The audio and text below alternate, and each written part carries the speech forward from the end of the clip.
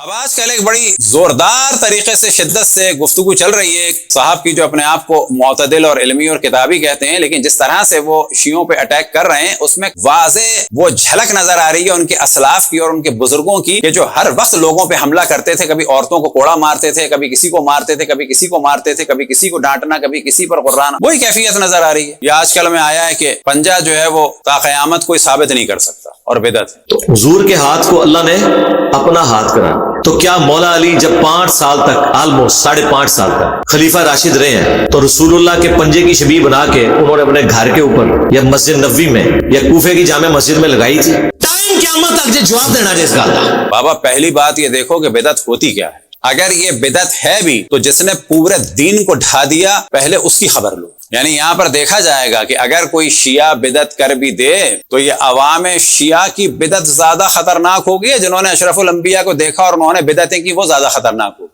کیا ہوگی زیادہ خطرناک؟ مثال کے طور پر اشرف الانبیاء کے دور میں جو سال کی ابتدا تھی وہ ربیع الاول سے ہوتی تھی، اس کو ہم نے پہلے بھی ڈسکس کیا، اب انشاءاللہ تفصیل سے ڈسکس کریں گے۔ یہ جو محرم سے سال کی ابتدا ہوئی ہے یہ بدعت تھی، یعنی تفصیل سے کہا جا سکتا ہے کہ اسلامی سال جو سنت نبوی ہے وہ ربیع الاول سے شروع ہوتا ہے، اور اسلامی کیلنڈر جو بدعت عمری ہے وہ محرم سے شروع ہوتا ہے۔ کرو ڈسکس اس کو، بدعت کو۔ اشرف الانبیاء نے حج تمتع کا حکم دیا، کفار حج تمتع نہیں کرتے تھے، انہوں نے اور ان کے ساتھیوں نے اشرف الانبیاء کے اس حکم کی مخالفت کی اور حج تمتع کو ختم کیا، یہ بدعت ہے۔ قرآن میں طلاقیں ایک کے بعد ایک ہوتی ہیں، یاد رکھیں۔ یہ ہمارے یہاں بھی لوگ بہت زیادہ گمراہ ہو چکے ہیں اس معاملے میں کہ کسی کی طلاق ہو جاتی ہے تو پوچھا جاتا ہے، خود میں بعض دفعہ پوچھتا ہوں بات سے کہ اب کیا ارادہ ہے، دوبارہ رہنا ہے ساتھ؟ ایک بڑی تعداد کہتی ہے اب کیا ہو سکتا ہے؟ نہ، اس معاملے میں اس کا مطلب ہے کہ ہم نے قرآن کو اور رسول اللہ صلی اللہ علیہ وسلم کو اور مولا امیر المؤمنین کو اور جناب سیدہ امام حسن امام حسین کو اور اسلام باقی کو چھوڑ دیا ہے، اس کا مطلب ہے۔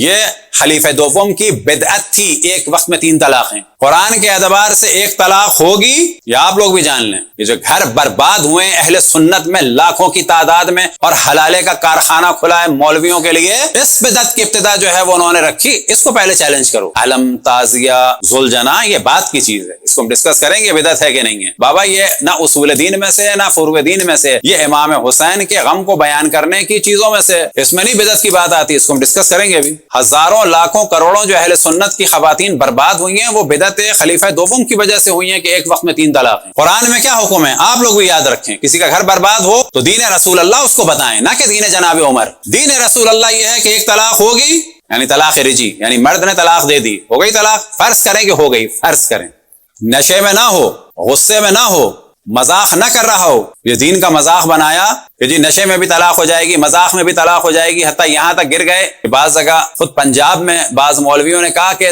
طارق نام نہ رکھو بچے کا۔ کیوں نہ رکھو؟ کیونکہ طلاق کا ایک صیغہ ہوتا ہے طالق۔ اب تم اپنے بچے کو کہو گے طارق تو بیوی کی طلاق ہو جائے گی، طالق۔ اس کے ڈرامے کی اگلی قسط کیا تھی؟ انڈیا میں فلم بنی طلاق، مولویوں نے شور مچایا کہ بیوی جب یہ فلم دیکھ کے آئے گا آدمی اور پوچھے گی بیوی کہ کہاں گئے تھے، اور میاں بتائے گا فلم دیکھنے گیا تھا، بیوی کہے گی کون سی فلم، تو بیوی کہے گی طلاق، تو طلاق ہو جائے گی۔ اچھا یہ جب دین ہے تو اب اس کو فلم کا نام رکھ دیا نکاح۔ تو اب اگر کوئی لڑکا فلم دیکھ کے آئے گا، سو رہا ہوگا کالج میں، لوگ لڑکیاں پوچھیں گی کیوں سو رہے ہو، وہ کہے گا رات کو میں نے 12 بجے کا شو دیکھا تھا، لڑکی پوچھے گی کون سا، وہ کہے گا نکاح، تو کیا نکاح ہو جائے گا، نکاح ہو جائے گا۔ یا پاکستان میں موضوع اٹھا تھا، یہ کیونکہ ایسا موضوع ہے تو بتا رہے ہیں تاکہ لوگوں کو پتہ چلے، دقت کر سکیں، جو مشہور ہیں دونوں میاں بیوی، عثمان پیرزادہ، سمینہ پیرزادہ، یہ نام ہم جان بوجھ کے لے رہے ہیں تاکہ پتہ چلے کہ اتنی حماقتوں کے ساتھ دین کو بدنام کیا جا رہا ہے۔ انہوں نے ڈرامے میں طلاق دی، پورے مولوی اٹھ گئے، طلاق ہو گئی، طلاق ہو گئی، طلاق ہو گئی۔ بابا ڈرامہ ہے۔ اگر اس ڈرامے میں ان کی طلاق ہو گئی تو یہ جو ہزاروں فلموں میں ہیرو ہیروئن کی شادی ہوئی ہے اس کا کیا کرو گے؟ واقعا ہے سوچنے کی بات کہ نہیں ہے؟ یعنی جس ڈرامے میں اور فلم میں شادی ہو، ہیرو ہیروئن میں سے کوئی بھی جس کو فائدہ ہو رہا ہو وہ کورٹ پہنچ جائے، یہ دیکھیں ویڈیو موجود ہے، جج کے کہیں ویڈیو موجود ہے، اس نے خود کہا ہے قبول ہے، یہ میرے ساتھ بیٹھی، ڈرامے میں شادی ہو گئی۔ تو یہاں پر یاد رکھیں یہ دین رسول اللہ نہیں تھا، یہ ان کی بدعت تھی، اور انڈیا میں اس کو 3 طلاقوں کے ایشو پہ بڑا اٹھایا ہے خواتین نے۔ اب یہ اصل طلاق کیا ہے اس کو بھی بتاتے چلیں، کیونکہ ظاہر ہے کہ جب ہم جہاں رہتے ہیں تو وہاں نظریات آتے ہیں۔ طلاق رجی یعنی وہ طلاق جو مرد دے۔ اب اگر ایک طلاق ہو گئی ہوش و حواس میں، نہ کہ مذاق میں، نہ کہ نشے میں، نہ کہ سوتے میں، نہ کہ تاریخ نام کے ساتھ، نہ کہ تاخ بقول آسمہ جہانگیر صاحبہ کے جو لوگ بعض دفعہ اسلام کے خلاف ہو جاتے ہیں وہ اس وجہ سے ہوتے ہیں، اللہ ان کی مغفرت فرمائے. وہ لگتا یہ تھا کہ اسلام کے خلاف ہے، ہم نہیں کہتے اسلام کے خلاف ہے، لیکن وہ بولتی تھی بعض دفعہ، کہتی تھی کیا دین ہے، تاخ یہ لو 32 روپے آٹھانے. کیونکہ پنجاب میں ایک زمانے میں گاؤں دیہات 32 روپے آٹھانے، پتہ نہیں کون سا نصاب تھا 32 روپے آٹھانے. تاخ یہ لو 32 روپے آٹھانے، تاخ.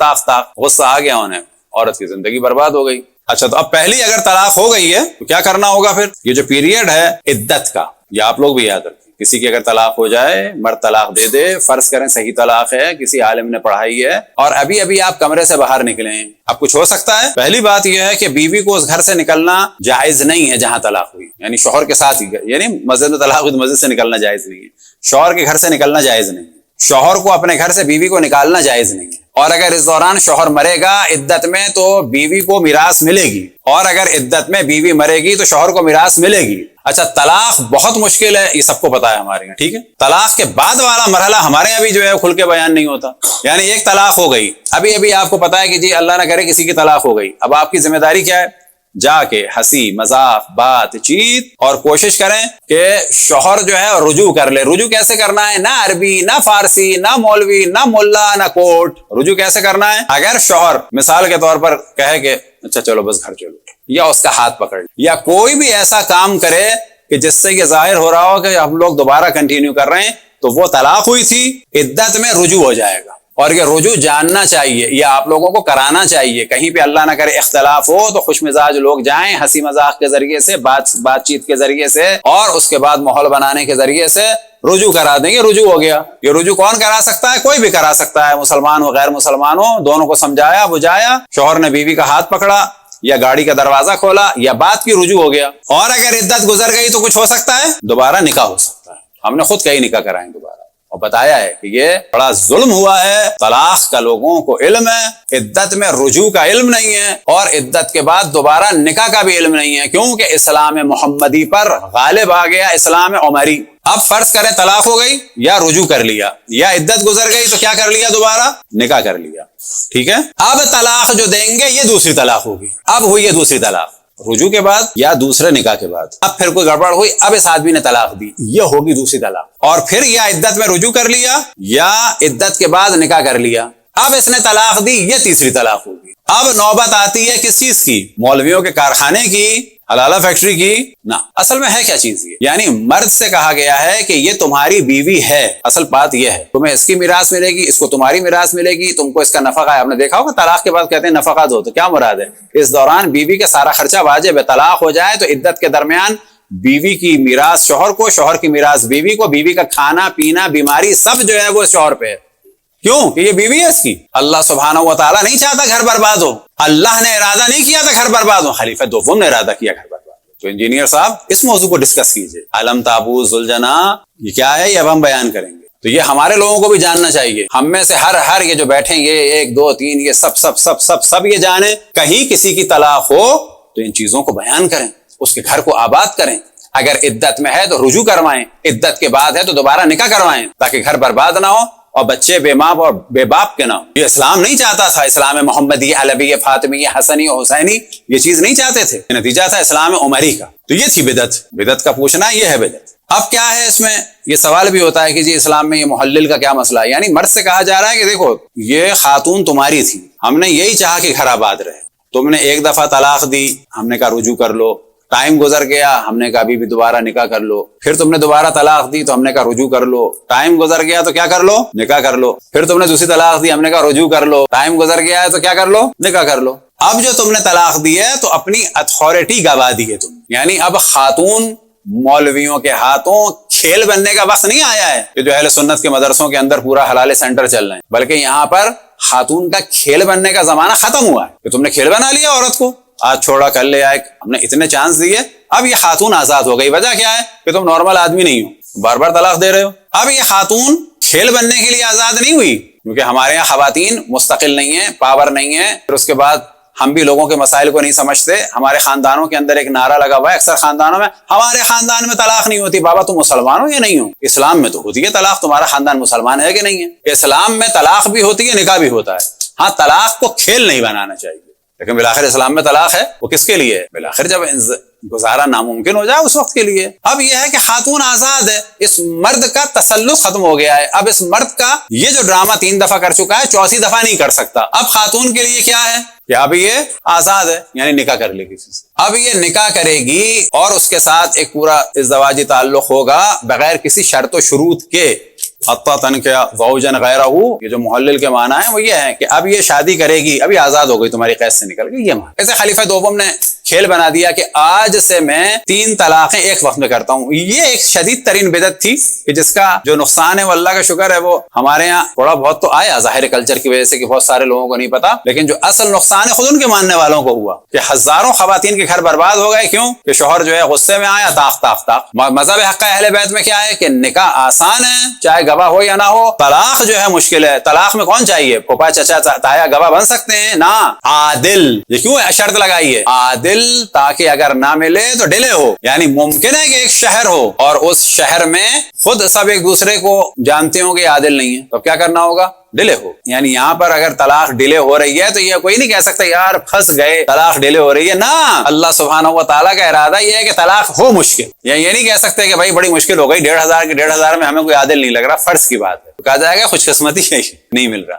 یا یہ کہ جی سب کے سب آفس گئے ہوئے ہیں, یا یہ کہ جی سب کے سب جو ہے مثال کے طور پر مصروف ہیں, اس وقت کچھ نہیں ہو سکتا رات کے 2 بجے, بس رات کے 2 بجے نہیں ہو سکتا, تو یہ مجبوری ہے نا. کہا جائے گا یہ اسلام کا حسن ہے یہ. یا بھی اگر مل جاتے طلاق ہو جاتی, نہیں مل رہا ہے رات کے 1 بجے, تو میاں بیوی سے کیا کہنا ہے؟ یہ جو ہم لوگ فوراً کہتے ہیں بیٹی آؤ ہمارے ساتھ چلو نا, بیٹی جاؤ اسی کے ساتھ جاؤ. لڑکے سے بھی کہنا ہوگا جاؤ اسے گاڑی میں بٹھاؤ جاؤ. ہم یہ جو الگ الگ کر دیتے ہیں اس میں چانسز ختم کر دیتے ہیں, یہ تعلیمات اسلامی کے خلاف ہے نا. جاؤ, کیا ہوگا, ممکن ہے مسئلہ شاید حل ہو جائے. تو ان موصوف نے کہا کہ آپ آج سے ایک نشست میں 3 طلاقیں ہوں گی. اس کو کہتے ہیں ایک نشست میں یا ایک مجلس میں 3 طلاقیں, یا اہل سنت کے حساب سے طلاق مغلظہ غلیظ. ظاہر اللہ رسول کے خلاف, چاہے ان کو بڑبڑانا کہا جائے یا ہذیان کہا جائے, سب غلیظ کام. اب یہ 3 طلاقیں ایک وقت میں اصل میں ہو ہی نہیں سکتی, واقع نہیں ہو سکتی. ایک وقت میں جب علماء 5-5 10-10 صیغے پڑھتے ہیں تو ایک نکاح ہوتا ہے کہ 10 نکاح ہوتے ہیں؟ نکاح ہوتا ہے. ابھی کسی شہر کی میونسپلٹی لا بنا دے کہ ایک دفعہ آپ گھر بنا سکتے ہیں, فرض کی بات ہے, اور اس کے بعد اس کو ڈیمولش کریں گے تو کچھ نہیں ہوگا. فرض کریں جی حکومت کہتی ہے گھر ڈیمولش کرنے سے پولوشن ہوتا ہے, تو ایک دفعہ گھر ڈیمولش کرو گے تو کچھ نہیں, 2 دفعہ کرو گے تو بھی کچھ نہیں ہے, 3 دفعہ کرو گے تو بھی کچھ نہیں ہے, 4تھی دفعہ کرو گے تو جرمانہ ہوگا, جتنے کا گھر ہے اتنے کا جرمانہ ہوگا. فرض کی بات, یہ قانون بن گیا. 1 دفعہ نہیں, 2 دفعہ نہیں, 3 دفعہ کے بعد جرمانہ ہوگا.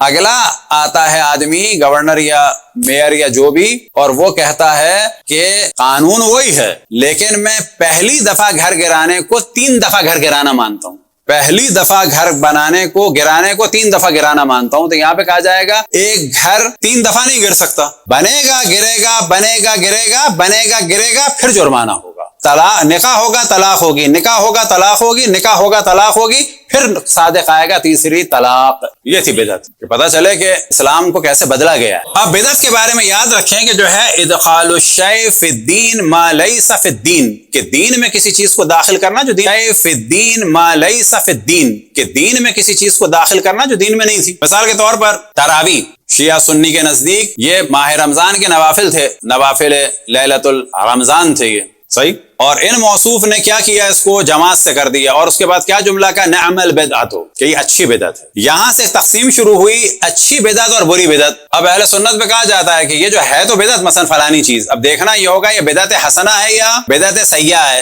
جبکہ بدعت بدعت ہے. اچھا سوال یہ ہے کہ آپ کو حق ہے کہ بدعت کو اچھا کہیں اور برا کہیں, جبکہ بدعت بری ہوتی ہیں, تو کیا یہ والا چانس دوسرے کو نہیں دیں گے آپ؟ تو اب یہی سوچ لیتے کہ تم آل رسول کے ظلم کو چھپاتے ہو, ہم ان علم تابوت و زلزلے سے آل رسول کے ظلم کو اجاگر کرتے ہیں کہ ان پر کیا ظلم ڈھایا گیا.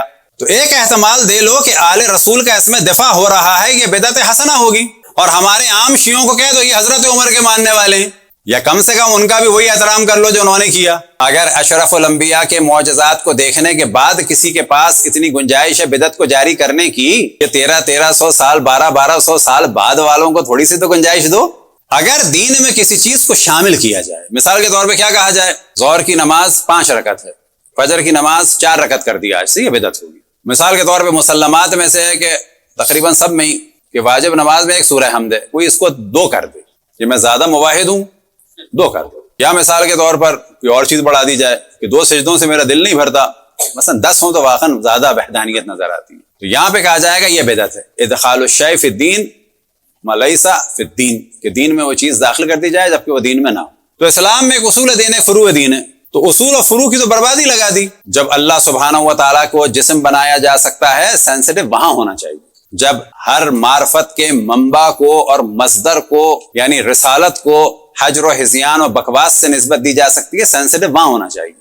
اب کچھ چیزیں اسلام میں ایسی ہیں کہ جو مباح ہیں. اب یاد رکھیں کیونکہ ان صاحب کا تعلق جو ہے گھوم پھر کے بالآخر وہابیت سے اور اہل حدیث سے ہے، تو وہ چیز ایک باقی رہتی ہے.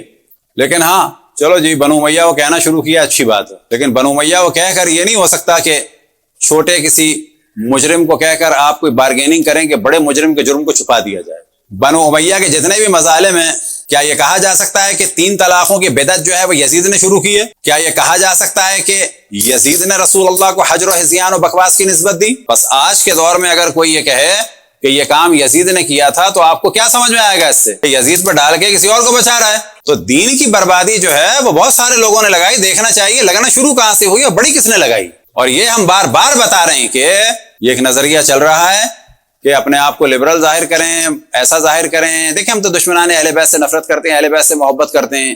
اس کے بعد بارگیننگ کی جائے کہ دیکھو اس محبت کی وجہ سے، اور یہ جو میں نے تھوڑا سا بنو امیہ اور معاویہ کو کہہ دیا، اب تھوڑی سی ڈیلنگ کر لو، ان کو میں نے کہہ دیا ہے تم کسی کو کہنا بند کر دو. یہ بالکل ایسا ہے کہ جیسے کوئی شیطان کا ماننے والا ہم سے کہے کہ میں نے تمہارے رسول کا نام لینا احترام سے شروع کر دیا ہے، اب تو شیطان کو برا کہنا چھوڑ دو. یعنی پریکٹیکلی واقعاً جو شیطان کے ماننے والے ہیں وہ آ کے ہم سے کہیں کہ آپ اعوذ باللہ من الشیطان الرجیم اور شیطان کی مذمت چھوڑ دیں.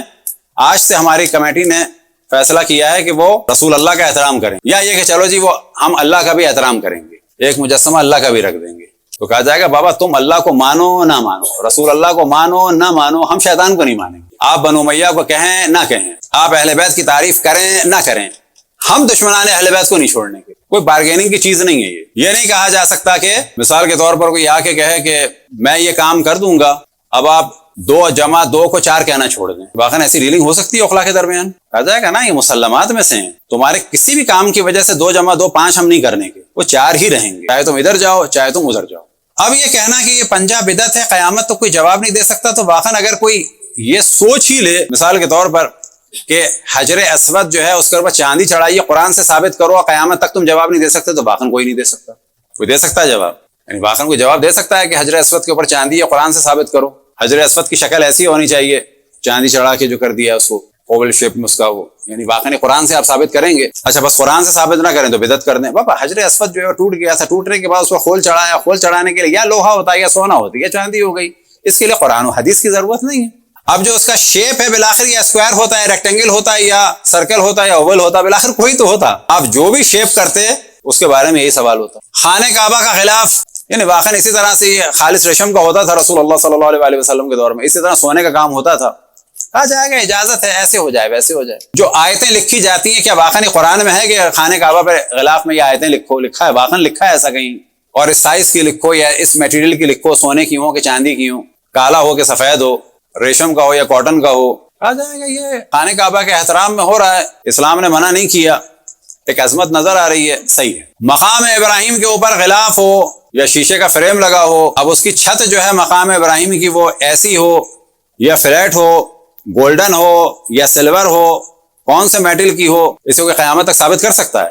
یا مثال کے طور پر قرآن کی جلد گائے کی کھال کی ہو، بھیڑ کی کھال کی ہو، اسلام نے ایک بتا دیا قرآن نجس چیز سے لکھنا بھی نہیں ہے، نجس کرنا بھی نہیں ہے بس. اور اس کی جلد جو ہے وہ مردار کی نہ ہو، نجس نہ ہو، نہ نجس العین جانور کی ہو نہ مردار کی ہو. کیوں؟ اسلام کا احترام. یہ فقہی مسائل. اب وہ جلد لال ہو، پیلی ہو، نیلی ہو، اب کوئی کہے کہ جی قرآن گولڈن چھپ رہے ہیں یعنی اس کی جلدیں گولڈن ہیں، تا قیامت تم ثابت نہیں کر سکتے، واقعا کوئی نہیں ثابت کر سکتے.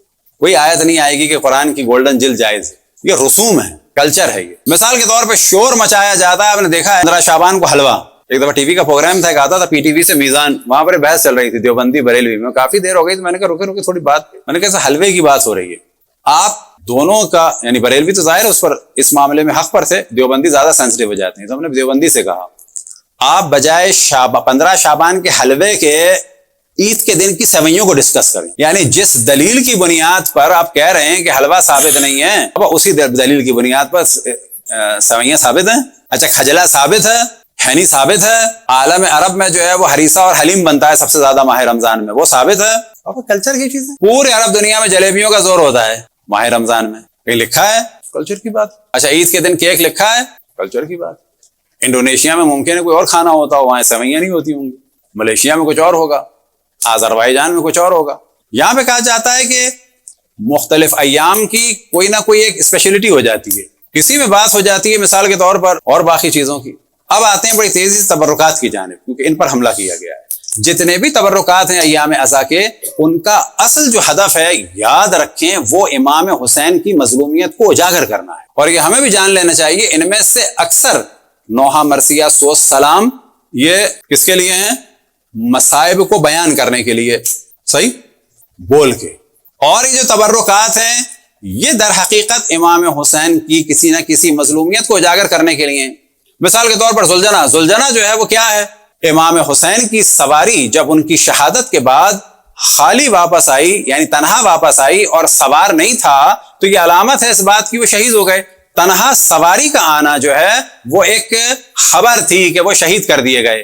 لہٰذا اکثر جگہ جب محرم میں زلجنہ نکالا جاتا تھا پہلے، وہ یہی ہوتا تھا کہ جیسے ہی امام حسین کے مصائب پڑے، الا قتل الحسین بکربلا الا ذبح الحسین بکربلا، اور بیویاں نے رونا شروع کیا اور زلجنہ خیمے میں آیا، تو عین اس وقت مجلس میں زلجنہ لاتے تھے۔ اصل زلجنے کی جو ہدف ہے وہ یہ ہے، کیا اس کی دلیل چاہیے؟ اب اگر بیویوں کی اسیری میں اونٹ ہوں، اگر وہ اس سے یاد تازہ ہو رہی ہے، تو ایک واقعے کو کہ جس کو بھلانے پر بڑے بڑے خبیث اور پلیت اور شریر بادشاہ اور بڑے بڑے لوگ لگے رہے، ہمارا پورا زور یہ ہے کہ اس واقعے کو بھلانے نہیں دینا۔ اب یہ بھی یاد رکھیں، ماتم جو ہے اگر اس پر کوئی اہل سنت اعتراض بھی کرے، جی یہ سوگ اور سوگ 3 دن، تو پہلی بات یہ ہے کہ یہ جو آپ اس وقت پہلی محرم کو، جبکہ دنیا میں کہیں بھی ثابت نہیں ہے کہ خلیفہ دوم کا قتل جو ہے پہلی محرم کو ہوا، وہ یا ہوا ہے 26 کو یا 27 کو، تو یہ جو آپ دن منا رہے ہیں تو کیا پرسوں قتل ہوا ہے؟ یعنی امام حسین کے مقابلے میں آپ کہتے ہیں سوگ 3 دن سے زیادہ نہیں ہے، تو پھر یوم عمر جو ہے وہ کب ہوا ہے؟ ان کی وفات یا شہادت یا ان کا قتل کب ہوا ہے؟ 18 کو زور لگایا جا رہا ہے، 18 ذیلحجہ کو خلیفہ سوم کے قتل کا جو جناب عائشہ کے حکم سے ہوا تھا، تو وہ 12 کو ہوا تھا، آپ 18 کو زور لگا رہے ہیں، تو بابس 18 کو بھی اگر مان لیں گو کہ ثابت نہیں ہے، تو کیا ابھی 3 دن ہوئے ہیں ان کے؟ 2 دن منا رہے ہو، تو بغض تو نظر آ رہا ہے کہ یوم رسول اللہ منع ہے، یوم اہل بیت منع ہے، دوسروں کے یوم منائے جا سکتے ہیں۔ یہ یاد رکھیں کہ عزاداری میں جتنی بھی چیزیں ہیں وہ اس مظلومیت کو اجاگر کرنے کے لیے ہیں۔ اگر یہ چیزیں نہ ہوتی، یہی نوحہ مرثیہ سوز سلام گریہ ماتم، چاہے ہاتھ کا ماتم ہو، خما کا ہو، زنجیر کا ہو، تو اس کو سوگ سے زیادہ دیکھنے میں، اس کو مظلوم کی مظلومیت کو پروپگیٹ کرنے کے آلات میں سے ماننا چاہیے۔ جناب حضرت علی اصغر کا جھولا، چاہے وہ لکڑی کا ہو اور چاہے وہ لوہے کا ہو، چاہے وہ چھوٹا اتنا سا ہو، اتنے بھی ہوتے ہیں، اور چاہے وہ بڑا ہو، اصل ہدف یہ ہے کہ رسول کے نواسے کے 6 مہینے کے بیٹے کو میدان کربلا میں بھوکا پیاسا تیر مار کر نبی کے نواسے کی آغوش میں قتل کر دیا گیا تھا۔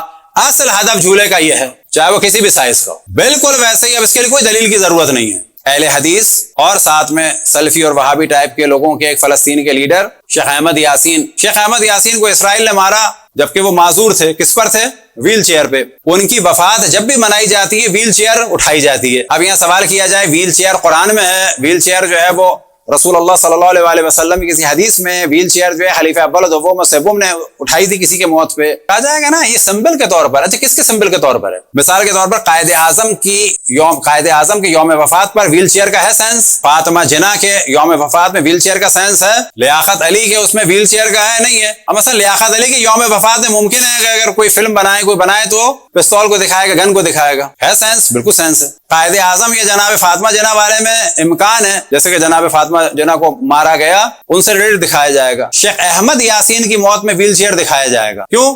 کہ جی اسرائیل نے ایک بوڑھے شخص کو کہ جو اپاہج تھے، چل بھی نہیں سکتے تھے، اور اس کو میزلز کے ذریعے سے مارا۔ کس عالم میں؟ کہ وہ ویل چیئر پہ تھے۔ ویل چیئر در حقیقت ان کی پوری شہادت یا قتل کی داستان کو بیان کرتی ہے۔ جھولا جو ہے نہ اس کو ہم اللہ مانتے ہیں، نہ رسول مانتے ہیں، نہ اصول دین، نہ فروع دین، نہ ہم جھولے سے کچھ مانگتے ہیں۔ ہاں کیونکہ یہ حضرت علی اصغر کی مظلومیت کو بیان کر رہا ہے، تو کیونکہ یہ خود ایک مبلغ ہے اس کا احترام کر رہے ہیں۔ اب اگر کبھی کوئی علم پکڑے تو ہمیشہ کہتے ہیں اس علم کو پکڑنا کہ جی میں نے علم جا کے پکڑا، یہ وہ بالکل وہی کیفیت ہے کہ جو رسول اللہ صلی اللہ علیہ وآلہ وسلم، حضرت عبداللہ، حضرت عبد المطلب اور بزرگان خانہ کعبہ کے غلاف کو پکڑتے تھے۔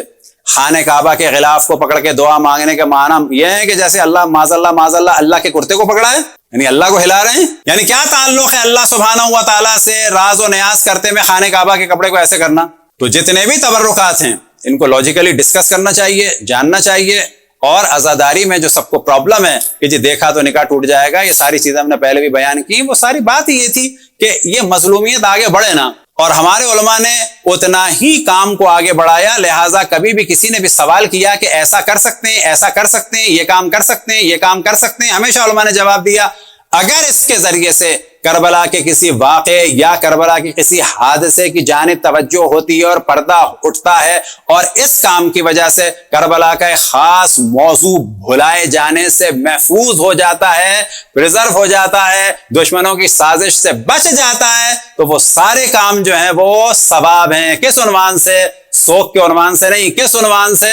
فروغ دین کے عنوان سے نہیں، کس عنوان سے؟ اصول دین کے عنوان سے نہیں کہ اس کو بدعت کہا جائے، اس عنوان سے کہ رسول و آل رسول کی مظلومیت کو جو چھپایا جا رہا ہے، اور ظالموں کو کہ جن پر خداوند تبارک و تعالیٰ کی اور انبیاء کی اور ملائکہ کی اور انبیاء کی اور اوصیاء کی اور تمام مومنین جن و انس کی لعنت ہو، ان کے جرائم کو چھپایا جا رہا ہے۔ تو ہم ان جھولوں کے ذریعے، علم کے ذریعے، تابوت کے ذریعے، بیڑیوں کے ذریعے، طوف کے ذریعے، زنجیروں کے ذریعے اور دنیا بھر میں سینکڑوں قسم کے جو تبرکات ہیں، یہ پوری ایک فہرست ہے۔ ان سب کے پیچھے جو ہدف ہے وہ آل رسول کی مظلومیت کو چھپانے کی سازش کو ناکام کرنے کے لیے ہے۔ صلوات پڑھیں بر محمد والے